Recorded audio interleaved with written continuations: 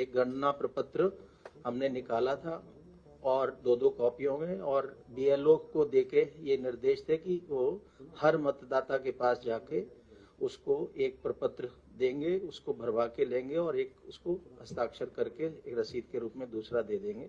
ये कार्य गणना चरण में होना था। शुरुआत में ये हमारा गणना चरण था, इसमें 1 सप्ताह के लिए समय बढ़ाया गया था पूरे देश के लिए, कई राज्यों के लिए। उसके बाद हमारा 11 दिसंबर को गणना चरण समाप्त होना था, लेकिन बड़ी संख्या में उत्तर प्रदेश में मतदाताओं के नाम ड्राफ्ट वोटर लिस्ट से हट रहे थे, लगभग 2,97,00,000 के करीब। इसको देखते हुए, और मैपिंग भी उस समय हमारी काफ़ी तेज़ी से हो रही थी, इसको देखते हुए 15 दिन का अतिरिक्त समय हमने मांगा था भारत निर्वाचन आयोग से उत्तर प्रदेश के लिए, जो मिला। और गणना चरण फिर 11 दिसंबर की बजाय 26 दिसंबर तक हमारा चला। 26 दिसंबर को गणना चरण समाप्त हो गया, इससे संबंधित सारी फील्ड की कार्रवाइयाँ समाप्त हो गई थी और हमारा 31 दिसंबर को वोटर लिस्ट प्रकाशन की तिथि थी। लेकिन साथ ही साथ इस जो हमारा फील्ड में जो वर्क चल रहा था, इसके साथ ही साथ भारत निर्वाचन आयोग के निर्देश थे कि अगले जो भी इलेक्शन होंगे उसमें एक पोलिंग स्टेशन पर, एक मध्य स्थल पर 1200 से अधिक वोटर नहीं रहेंगे। तो हमारे जो इससे पहले का एक स्टैंडर्ड था वो 1500 वोटर्स का था, तो काफ़ी ऐसे मध्य स्थल थे जिनमें 1200 से अधिक वोटर थे। तो उसको हमने रैशनलाइज, एक संभाजन की प्रक्रिया है कि नए पोलिंग स्टेशन बनाएं, जहां अधिक मतदाता है उनको शिफ्ट करके नए पोलिंग स्टेशन पे ले जाएं। इस प्रक्रिया में 15,030 नए मध्य स्थल उत्तर प्रदेश में बने और ये अनुमति 23 दिसंबर को हमें प्राप्त हुई भारत निर्वाचन आयोग से। तो उसमें लगभग 7-8 दिन उसमें सर्वर पे ये शिफ्टिंग का काम, नए सेक्शन, नए पोलिंग स्टेशन बनाने का लगता है। इसलिए हमने 6 दिन का अतिरिक्त समय भारत निर्वाचन आयोग से मांगा और इसलिए आज 6 जनवरी को हम लोग इस ड्राफ्ट इलेक्ट्रॉन रोल को हमने पब्लिश किया है। और इसके जो मुख्य निष्कर्ष हैं कि हमारा इसका नेट रिजल्ट ये निकला कि जो 15,44,30,092 मतदाता थे, वो उनमें से जिनके गणना प्रपत्र जो रह रहे हैं उत्तर प्रदेश में, जीवित हैं, या तो स्वयं ने हस्ताक्षर करके दिया या उनके परिवार के किसी वयस्क सदस्य ने हस्ताक्षर करके दिया, वो गणना पत्र जो हमारे पास आए वो थे लगभग 12,55,00,000। एग्जैक्ट है 12,55,56,025। जो पुरानी, जो हमारी 27 अक्टूबर 2025 के मतदाता सूची के जितने मतदाता हैं उनका 81.30, 81.30%, यानी इतने हमें लोगों ने वापस साइन करके फॉर्म दिए कि हमारे नाम ड्राफ्ट में होने चाहिए। तो जो बचे, जिनके साइन करके नहीं आए, वो 18.70% है। और उसका जो ब्रेकअप है किन वजहों से वो फॉर्म्स नहीं आए, वो है कि जो मतदाता जिनके बारे में फील्ड की भ्रमण के बाद बीएलओ को ये सूचना प्राप्त हुई कि इनकी डेथ हो गई, ऐसे मृत मतदाता 46.23 लाख थे, जो 27 अक्टूबर 2025 की मतदाता सूची का 2.99% है। ये आपको हम डिटेल, हमारा प्रेस नोट में ये सारी डिटेल्स होंगी, सो इसलिए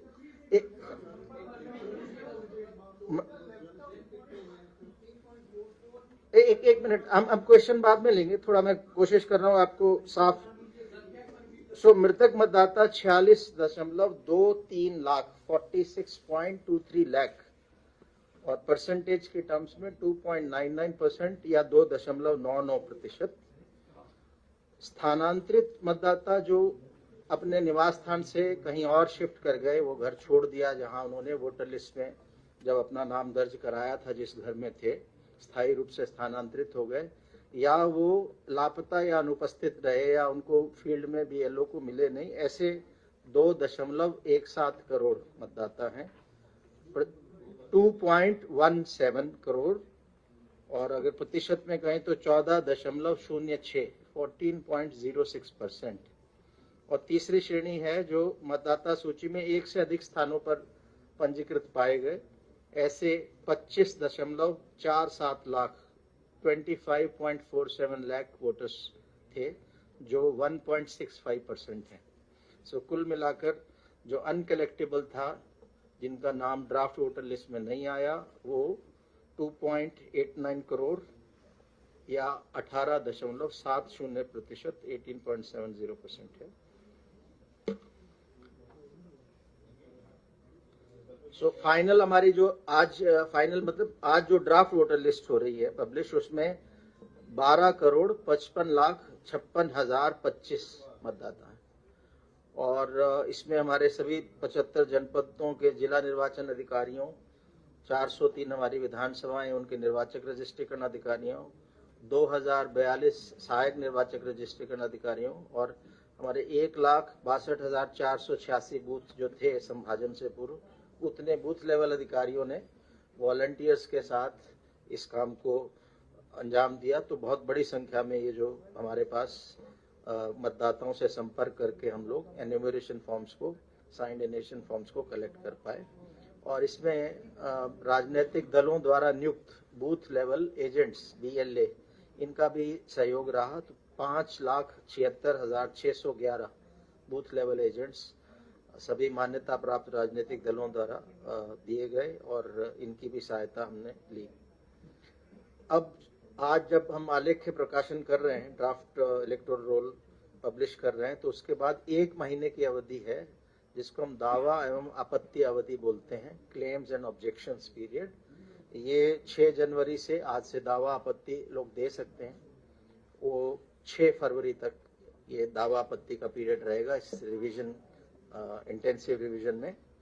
और साथ ही साथ 6 जनवरी से नोटिस चरण भी शुरू हो रहा है। तो ऐसे मतदाता जिनका मैपिंग नहीं हुआ था, विगत प्रगाढ़ पुनरीक्षण की इलेक्टोरल रोल से, जो उत्तर प्रदेश में 2003 में हुआ था और भारत के अन्य राज्यों में 2002 से लेकर 2006 तक था, तो उस इलेक्टोरल रोल से जिस भी मतदाता का गणना चरण में एन्यूमरेशन फॉर्म साइन होके मिला, उन्हीं के लिए मैपिंग का शब्द रेलेवेंट है। तो जब हमें फॉर्म मिला, उस फॉर्म में ही 2 कॉलम्स थे। एक में था कि यदि मतदाता का स्वयं का नाम विगत इंटेंसिव रिवीजन में रहा हो इलेक्टोरल रोल में, उत्तर प्रदेश या देश के किसी भी रोल में, तो वो अपना विवरण दे रहा था। अगर उसका नाम स्वयं का नहीं था तो अपने माता पिता या ग्रैंड पेरेंट्स, दादा दादी या नाना नानी में से दे रहा था। उसको हम मैपिंग बोलते हैं। जहां ऐसे करेक्ट इन्फॉर्मेशन मिल गई तो उसको हमने मैप बोला कि इलेक्टोरल मैप हो गया। तो हमारा लगभग 91% से अधिक मैपिंग उत्तर प्रदेश में हुई। सो मैपिंग की जब बात कर रहे हैं तो वो केवल ये जो 12,55,56,025 इन्हीं के कॉन्टेक्स्ट में है। और हमारा 8% के आसपास, 8 से थोड़ा ज़्यादा परसेंट अभी मैप नहीं हुआ। तो ऐसे लोगों को नोटिस जाएंगे, जिसको अनमैप्ड कैटेगरी के इलेक्टर बोलते हैं। और 1,04,00,000 के पास, 4 लाख के आसपास ऐसे वोटर हैं जिनको नोटिस जाएगा। तो 6 जनवरी से अब हमारा नोटिस चरण भी प्रारंभ हो गया है और दावे आपत्तियों का निस्तारण भी करेंगे। ये 27 फरवरी तक चलेगा। तो जहां तक मतदाता का प्रश्न है, उसे 6 फरवरी का दिन याद रखना चाहिए, ताकि दावा आपत्ति जो उसको करना है वो 6 फरवरी से पूर्व ही कर देनी है। और 6 मार्च 2026 को हमारा अंतिम मतदाता सूची, इस पूरे SIR की विशेष प्रगाढ़ पुनरीक्षण की अंतिम मतदाता सूची, फाइनल इलेक्टोरल रोल 6 मार्च 2026 को हम पब्लिश करेंगे। तो इसमें जैसे ही आज जैसे पब्लिश हुआ, तो पहला कार्य हमने अभी राजनीतिक दलों के साथ भी जिले में बैठक की, राज्य स्तर पर भी आज कर रहे हैं। तो यही कह रहे हैं कि सबसे पहला काम हर वोटर का ये है कि इस पे क्लिक करके, और जब आप क्लिक करते हैं और अपना एपिक नंबर डालते हैं तो आपको बता देता है कि आपका नाम किस विधानसभा के किस बूथ संख्या के किस सीरियल नंबर पर है। तो सारे मतदाता उत्तर प्रदेश के इसको अवश्य चेक कर लें, ड्राफ्ट इलेक्टोरल रोल को। और यदि उनका नाम है तो फिर उनको फॉर्म 6 नहीं भरना, और यदि ड्राफ्ट इलेक्टोरल रोल में नाम नहीं है तो उन्हें फॉर्म 6 भरना है। और जैसा कि हम देख सकते हैं कि सीओ उत्तर प्रदेश के वेबसाइट पे जैसे ही हम क्लिक करते हैं, जो पहला पॉपअप विंडो आता है उसमें फॉर्म 6 अवेलेबल है, इंग्लिश में भी हिंदी में भी। और कुछ उसमें करेक्शन कराना है, फोटो सही नहीं है, नाम सही नहीं है, आयु सही नहीं है, पिता का नाम सही नहीं है, इसको करेक्शन कराना है तो फॉर्म 8 भरते हैं हम लोग। एक और भी चीज़ के लिए फॉर्म 8 महत्वपूर्ण कार्य के लिए भरा जाता है, वो है शिफ्टिंग के लिए। ऐसा भी इस दौरान हुआ है कि कुछ लोगों ने शिफ्ट कर गए, लेकिन उन्होंने बीएलओ को संपर्क करके अपना एन्यूमरेशन फॉर्म भर दिया, इस आशा के साथ कि हम यहाँ से नए घर में अपना शिफ्ट करा लेंगे। तो उसके लिए फॉर्म 8 अवेलेबल है, उसको भर सकते हैं। और साथ में महत्वपूर्ण है कि फॉर्म 6 के साथ घोषणा पत्र भी है, जो भी हिंदी अंग्रेजी में दोनों अवेलेबल है, डाउनलोड करके उसे भर दें। और इसके साथ ये तो हमारा नेट पे है, डेस्कटॉप पे कर सकते हैं। ECINET नेट करके मोबाइल एप्लीकेशन है, जो एंड्रॉयड और एप्पल दोनों प्लेटफॉर्म्स पे अवेलेबल है। उससे फोन से भी मतदाता इन फॉर्म्स को ले सकता है, ड्राफ्ट वोटर लिस्ट में अपना नाम देख सकता है। तो सबसे महत्वपूर्ण पहला कदम आज ड्राफ्ट पब्लिकेशन के बाद ये हर वोटर के लिए है, हर 18 साल से ऊपर के उत्तर प्रदेश में रहने वाले व्यक्ति के लिए, कि अपना नाम चेक कर ले, और अगर नाम नहीं है तो फॉर्म 6 भर दे। नाम है, कोई गलती है, कोई करेक्शन कराना है तो फॉर्म 8 भर दे। नाम है लेकिन पोलिंग स्टेशन पुराने घर का दिख रहा है, उन्होंने फॉर्म भर दिया, अब कहीं और आ गए हैं तो फॉर्म 8 भर के शिफ्टिंग करा लें। ये बहुत ही महत्वपूर्ण है और इसके लिए 1 महीने का समय है। तो इसमें हम सभी राजनीतिक दलों से भी सहयोग की अपेक्षा कर रहे हैं कि उनके जगह जगह कार्यकर्ता हैं कि इस मुहिम में 1 माह में हम चाहते हैं कि अधिक से अधिक लोग या जो भी एलिजिबल हैं वो अपना नाम उत्तर प्रदेश की मतदाता सूची में लेके आ जाएं। जैसा मैंने बताया कि दावा मतलब फॉर्म 6 नए मतदाताओं के लिए आवेदन होता है, और फॉर्म 8 4 वजहों से भरा जा सकता है, जिसमें प्रविष्टियों में सुधार, करेक्शन ऑफ एंट्रीज, दूसरा है निवास स्थान परिवर्तन शिफ्टिंग के लिए, तीसरा है एपिक प्रतिस्थापन, एपिक रिप्लेसमेंट, अगर किसी का एपिक गुम जाता है तो उसमें भी फॉर्म 8 भर के इसको वापस हम एपिक अपना प्राप्त कर सकते हैं। और चौथा है PWD चिन्हांकन, पर्सन्स विद डिसेबिलिटीज का मार्किंग के लिए।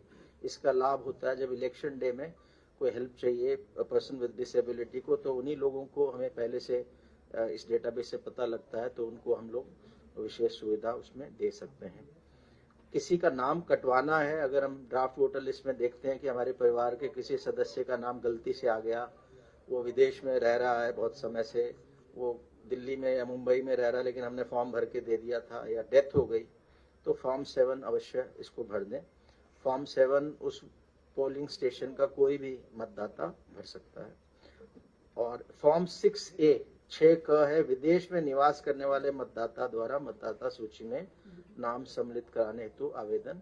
ऐसे लोग जो भारत के नागरिक हैं, विदेश में रह रहे हैं शिक्षा के लिए, नौकरी के लिए, लेकिन किसी दूसरे देश की नागरिकता नहीं ली, तो सामान्य रूप से तो भारत में निवास नहीं कर रहे, बाहर कर रहे हैं साल 2 साल के लिए, लेकिन भारत के नागरिक हैं, तो वो वोटर बन सकते हैं।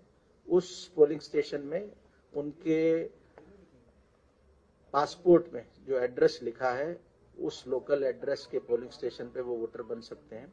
और ऐसे वोटर्स, ऐसे ऑनलाइन फॉर्म भी भरे जा सकते हैं, इन हार्ड कॉपी में भर के दिया भी जा सकता है। और इसमें एपिक नहीं मिलता है ऐसे वोटर को, वो अगर इलेक्शन के दौरान भारत में है तो अपने निवास स्थान वाले पोलिंग स्टेशन में जाके अपना पासपोर्ट ओरिजिनल में दिखा के उसको आइडेंटिफिकेशन के लिए वोट डाल सकता है। इनके लिए फॉर्म 6A है। और आवेदन पत्र जैसे बताया कि इससे डाउनलोड कर सकते हैं। ऑनलाइन भरना है तो voters.eci.gov.in पे जाके ऑनलाइन भर सकते हैं, डाउनलोड की जरूरत नहीं, उसी पे एंट्री किया, उसी पे अपलोड किया डॉक्यूमेंट, और उसको ऑनलाइन ही सबमिशन हो जाता है। और चाहे तो डाउनलोड करके फिजिकली भर के हमारे अपने बूथ लेवल ऑफिसर्स को आप दे सकते हैं। और वोटर रजिस्ट्रेशन सेंटर है हर तहसील में, जहाँ SDM बैठते हैं, उनके एक वोटर रजिस्ट्रेशन सेंटर, उस पर भी दे सकते हैं। और हमने इस दौरान जो गणना चरण के दौरान राजनीतिक दलों के साथ कई चरणों में बैठकें हुई। राज्य स्तर पर 3 बैठक हुई, जिला स्तर पर जिला निर्वाचन अधिकारी के साथ हुई, और इलेक्टोरल रजिस्ट्रेशन ऑफिसर जो SDM स्तर के हमारे अधिकारी हैं उनके स्तर पे भी बैठकें हुई। कुल 1546 ऐसी बैठकें हमने राजनीतिक दलों के साथ इस गणना चरण में किया। और तो अब आज की तारीख में फॉर्म वो भर सकते हैं वो लोग जो 1 जनवरी 2026 को 18 साल के पूरे हो रहे हैं, यानी 1 जनवरी 2008 से पहले जिनका जन्म हुआ है, 1 जनवरी 2008 को जन्म हुआ है या उससे पहले जन्म हुआ है, उनका वोट नहीं बना हुआ है, तो वो लोग फॉर्म भर सकते हैं। फॉर्म तो यूं 1 अक्टूबर 2026 को जो 18 साल का हो रहा है वो भी भर सकता है, लेकिन उसका नाम ये जो 6 मार्च की मतदाता सूची आएगी उसमें नहीं होगा, क्योंकि वो लोग एलिजिबल हो रहे हैं 1 अप्रैल को, 1 जुलाई को या 1 अक्टूबर को, लेकिन उनके फॉर्म वो अभी भर सकते हैं, ऑनलाइन भी फॉर्म भर सकते हैं। सो उनका फॉर्म पड़ा रहेगा, उसकी प्रोसेसिंग जब ये हमारी फाइनल वोटर लिस्ट जारी हो जाएगी उसके बाद, यानी जिनका 1 अप्रैल 2026 को हो रहा है उनका अप्रैल में वोट बन जाएगा, जिनका 1 जुलाई को जो 18 साल के हो रहे हैं उनका जुलाई महीने में बन जाएगा, और जिनका 1 अक्टूबर 2026 को जो 18 साल के हो रहे हैं वो अक्टूबर 2026 में वोटर बन जाएंगे। यानी आज की तारीख में 17.25 साल से ऊपर के लोग वोट फॉर्म 6 भर सकते हैं, और हम चाहेंगे आपके माध्यम से ये जानकारी युवा छात्रों को मिले कि अगर वो 1 अक्टूबर 2026 को 18 साल के हो रहे हैं तो वो फॉर्म अभी भी भर सकते हैं। बस महत्वपूर्ण है कि अभी जो नाम आएगा हमारी 6 मार्च को वो केवल उन लोगों का आ पाएगा जिनका 1 जनवरी 2026 को 18 साल की आयु पूरी हो गई थी। गणना चरण में निर्देश ये थे, बीएलओस को हमने फॉर्म 6 भी दिया था कि आप जब घर जाए तो पुराना वोटर जिसका नाम ऑलरेडी है उसको तो एन्यूमरेशन फॉर्म दें, गणना चरण दें, हस्ताक्षर कराएं, लेकिन ऐसे लोग जिनका नाम नहीं है, नए वोटर बनना चाहते हैं, उनको फॉर्म 6 दें। तो ऐसे लगभग 15,78,483 हमारे फॉर्म 6 ऑलरेडी भर के हमारे सिस्टम में आ गए हैं। फिजिकली तो इससे ज़्यादा आए हैं, क्योंकि पिछले जब से हम रैशनलाइजेशन कर रहे थे 8-9 दिनों में वो ऑनलाइन नहीं हो पाए, तो ये 15,78,483 वो हैं जो सिस्टम में ऑलरेडी आ गए, लेकिन हमारा अंदाज़ा है इससे काफ़ी ज़्यादा पिछले 9-10 दिनों में हमारे ऑफिसर्स के पास फॉर्म 6 आ गए। तो हम उम्मीद कर रहे हैं कि अगला जो हमारा अब जो महीना है जनवरी,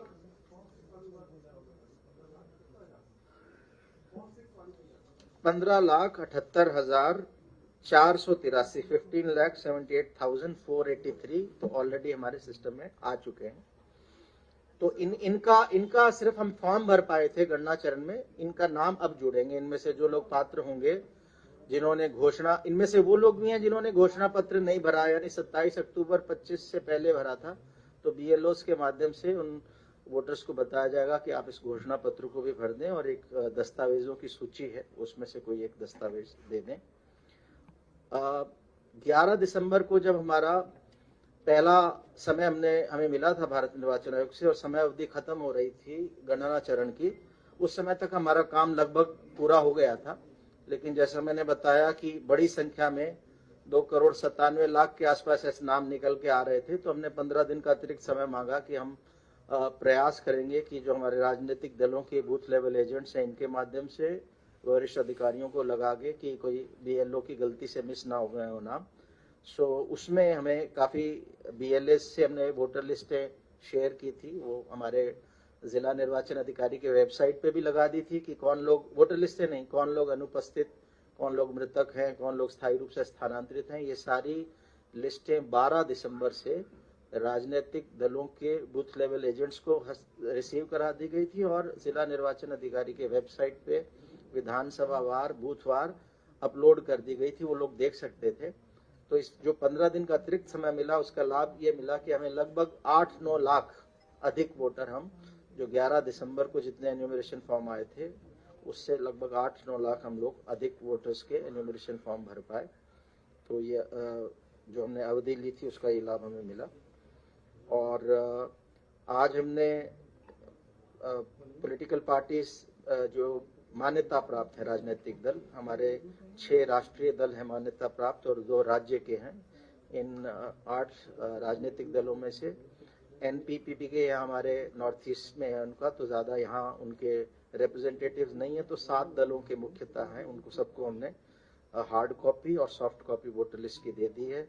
पब्लिक की जानकारी के लिए हमारे सीओ उत्तर प्रदेश के वेबसाइट पे अवेलेबल है। इस पे जब हम क्लिक करते हैं तो आपको ले जाता है voters.eci.nic.in, भारत निर्वाचन आयोग का जो वेबसाइट है। तो उस पे भी अगर कोई डायरेक्टली जाए, search your name in electoral roll से उसको देख सकता है।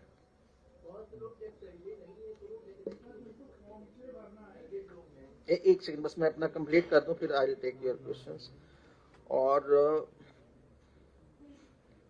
अब जिनका नाम ड्राफ्ट इलेक्टोरल रोल में आ गया है, जिनका नाम सालेख्य मतदाता सूची में आ गया है, उनका नाम अगर कटना है तो बिना उनको नोटिस दिए हुए और बिना AERO या ERO के लिखित स्पीकिंग ऑर्डर के बिना उनका नाम कटेगा नहीं।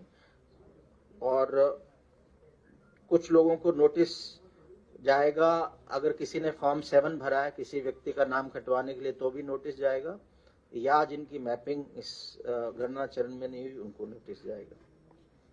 सो प्रयास ये है कि हम लोग कोई भी पात्र मतदाता है वो इससे छूटे नहीं। हमारे फाइनल इलेक्टोरल रोल जो SIR का आ रहा है, तो इसके लिए हम एक्सपेक्ट कर रहे हैं कि बड़ी संख्या में हमारे पास फॉर्म 6 राजनीतिक दलों के सहयोग से और आपके माध्यम से जो अवेयरनेस हम कर रहे हैं उसके माध्यम से जनता तक बात पहुंचेगी और अपना नाम लोग चेक करके फॉर्म 6 भरेंगे। इसके साथ ही साथ बस मैं भी अब क्वेश्चन ले रहा हूँ। एक चीज और आपको बता दूं, आज ही हमारे यहाँ जो 2 हाउस हैं स्टेट लेजिस्लेचर के, तो लेजिस्लेटिव काउंसिल में हमारे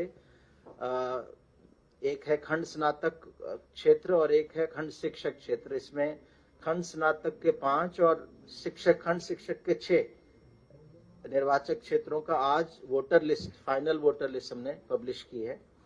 तो इसमें हमारे ये भी आज ही जारी हुई है। लखनऊ खंड स्नातक में 2,11,756 मतदाता हैं, वाराणसी खंड स्नातक में 2,69,372 हैं। इसी प्रकार हमारे बाकी जो क्षेत्र है, इसका हमने अलग से प्रेस विज्ञप्ति निकाला जिसमें इनकी डिटेल है, तो इसको हम लोग देख सकते हैं।